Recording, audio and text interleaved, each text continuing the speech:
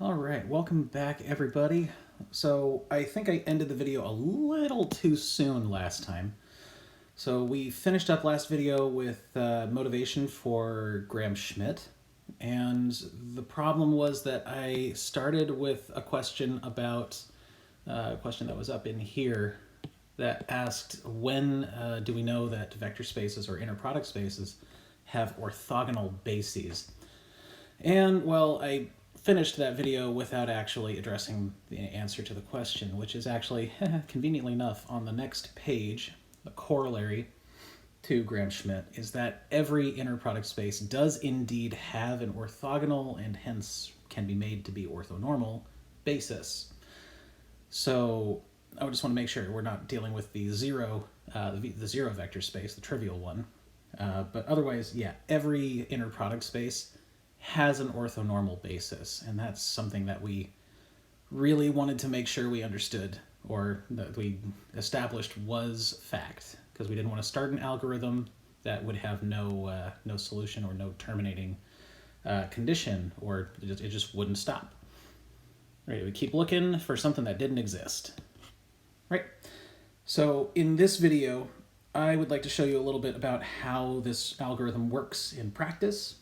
Right, show some specific examples and start off with something that may be a little less familiar than our standard Euclidean inner product space. And we'll go ahead and show from a couple of slides ago, this is back on page 8 of the notes, this set I showed was an orthogonal set. In fact, it's an orthogonal basis of the quadratic polynomials. And well, I mentioned that I would show you how I came to that, and we're going to do it right now, actually. Turns out that the basis, the orthogonal basis there, is actually the result of performing Gram-Schmidt on the monomial basis. Right? So the whole idea of Gram-Schmidt is to take a basis that you may or may not like and turn it into something that is preferable, turn it into something that will make us perform fewer computations down the road. Now, let's see how this works. So Gram-Schmidt, remember, Gram-Schmidt is this process right in here. It tells us exactly how to modify the current basis so that we can construct an orthogonal basis, right? So in particular, we're going to go ahead and start out with something in the basis beta. So we're just going to go ahead and let u1 equal the first vector in that set. Right? And that vector is the constant 1 vector. No problem. Let's move on. Remember, our next step here is to take v2, the second vector in this set, which is the x vector, and subtract off, what was it, w, no, sorry, not a w, v2 inner product u1, and divide by the square norm of u1, and then multiply that into u1, right? That's something we recognize as an orthogonal projection if we've taken any multivariable calculus, right? But that's the whole idea here, is that this x is playing the role of v2, and u1 is exactly the 1 vector from the beta set, right? Now, with that in mind, we just have to compute these inner products and lengths, and that will tell us exactly what vector we need to turn into u2, right? And that's not too hard to do here, right? You can figure out the inner product of x and 1 to be 1/2, and the inner product of 1 with itself, the square length of 1 is 1. Go figure on this, specifically on this interval from 0 to 1. If we change that interval, we change the inner product. Therefore, we're going to change our notion of orthogonality. So for right now, we're using the L2 inner product on 0, 1, right? The interval from 0 to 1, right? But when we throw these numbers in to this projection, we wind up with shaving off 1/2 of the first vector in that set. And we wind up with u2. And you can verify inner product of 1 with x minus 1/2. We already did before. So that's 1 times x minus 1/2. But I'll do this one more time so you know I'm not pulling the wool over your eyes. And I do this from 0 to 1, so this will be 1/2 minus 1/2. And sure enough, that's the 0 that we're looking for. So these two vectors are indeed orthogonal to one another. Right, and we already showed the rest of that computation way back on page 8. But this is exactly how we come up with it. Right? We're shaving off a certain amount of the one vector from x squared, and we're shaving off a certain amount of x minus 1/2 from the x squared vector. And that's going to result in something that is orthogonal to both 1 and x minus 1/2. In fact, you can show that it'll be x squared minus x plus 1/6. And we've already shown that this is an orthogonal set. In fact, it's an orthogonal basis for P2. All right, so this is how Gram-Schmidt looks in general. You're just shaving off. So in order to pick up the next vector in your orthogonal set, you have to take the current vector in the beta basis and shave off certain amounts of everything that came before it. Right? So let's see this in a more familiar setting. Back in chapter 2, we were talking about image spaces, and those were more familiarly known as column spaces of matrices. So we showed back in chapter 2 that this matrix, has a two-dimensional image space, and that the first and third columns of this matrix constituted a basis for that image space. But you can see very, very easily in the standard Euclidean space, standard R3, that 2 minus 8, 4, and 1 minus 4, 3 has a dot product that's greater than 0. So this guy is definitely not an orthogonal set. But what we can do is use Gram-Schmidt to take the basis that was kind of given to us and we had no control over how it actually looked when the algorithm spat it out. And we can modify this guy so that he's more susceptible or more economical for computation down the road, or something more economical to use. So Gram-Schmidt says go ahead and start with 2 minus 8, 4. No problem, we can do that. And we're going to shave off of this v2 vector some multiple of the v1. Okay? And that multiple we get from our orthogonal coordinates theorem. It says that that's how much we have to take off.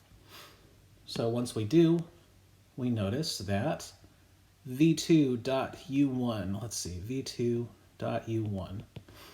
So that's 1 minus 4, 3 by, what, 2 minus 8, 4. I suppose I should have done that inner product earlier, huh? What is that? 2 plus 32 plus 12, that comes out to a 46. That's where this bit comes from. Whee! All right, so that's the dot product in the numerator. And we can also compute the length of u1. Right, I'm not in an orthonormal set, so I have to do this, this length computation, which is really just u1 dotted with itself. And that'll be 2 minus 8, 4, dotted with 2 minus 8, 4. And that comes out to, what, 4 plus 64 plus 16, so I get 84. Lo and behold. There we go. Go on, lo, behold.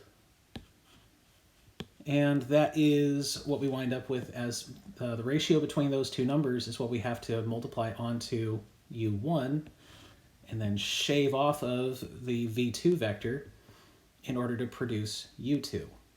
Right, a little bit of algebra will go to show that u2 comes out to this vector. Right, and you can verify u1 dot with u2.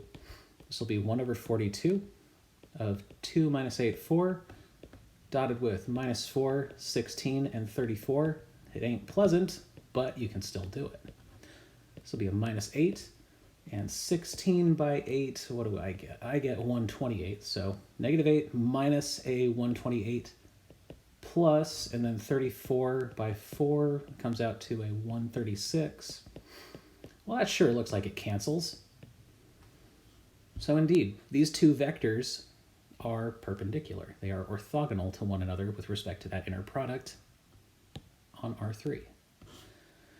So we have taken the basis that Gaussian elimination kind of afforded us, and we've made it better. We said, we don't like that guy, we're going to trade it out for this. Right? And we're going to say that the reason why we're trading it out is because there is some computational efficiency that we gain out of changing or switching into a new basis. And the thing that we like here is that these two vectors, right, the new vectors that we get in this orthogonal basis, are still a basis for the image space. Right? And that's the key here, is that the span of beta is the same as the span of this new gamma orthogonal basis. All right? So it's not that we're just kind of picking vectors on a whim here. No, we're trying to keep the same form of the basis that we came from. We're trying to maintain as many properties from that basis as we can as we switch into something new. All right, so that's a major portion of the theorem. Right, if I go back here, the fact is this, oh shoot, right? The fact is that these two bases are bases for the same set. That's what we need to move forward. Okay, want to make sure that we are maintaining the same properties. But the moral of the story here is that Gaussian elimination almost never produces good bases for the fundamental subspaces. But Gram-Schmidt has the ability to fix them if you assign an inner product to Rn. All right. Now, some more ins and outs about this theorem, or about this process, is that you might ask, well, what if I change the order of the basis vectors? Right, and that's a very valid question to ask. Right, this process very much depends on which order you put the basis vectors in. And we showed before that this guy turns into a gamma that looks like 1, 1, and then is it 1 minus 1 or minus 1, 1? Let's go back here. Yeah, 1 by minus 1. Right?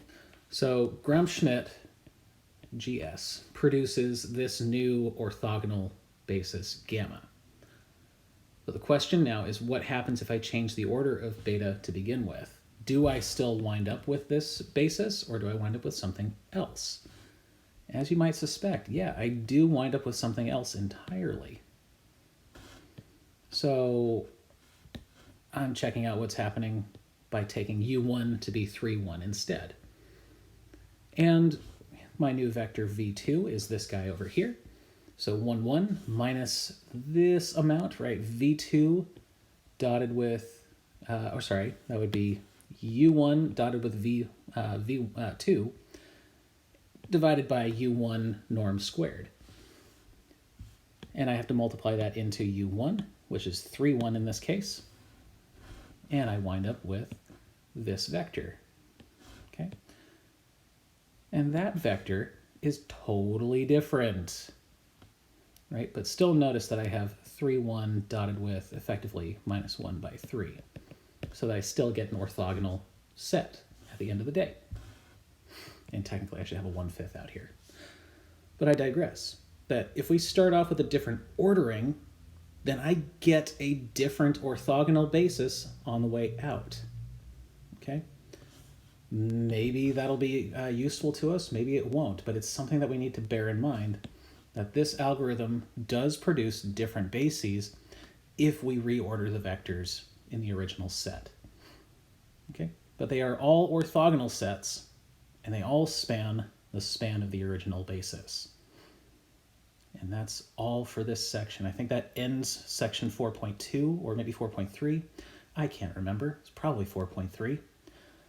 But let's see. Where are we going from here? We are going to start to throw this into a computer. Okay, we're going to figure out how to make this something that the computer can do efficiently. And with any luck, we're going to find a new way to decompose matrices into a new factorization, right? And we will see exactly that in the next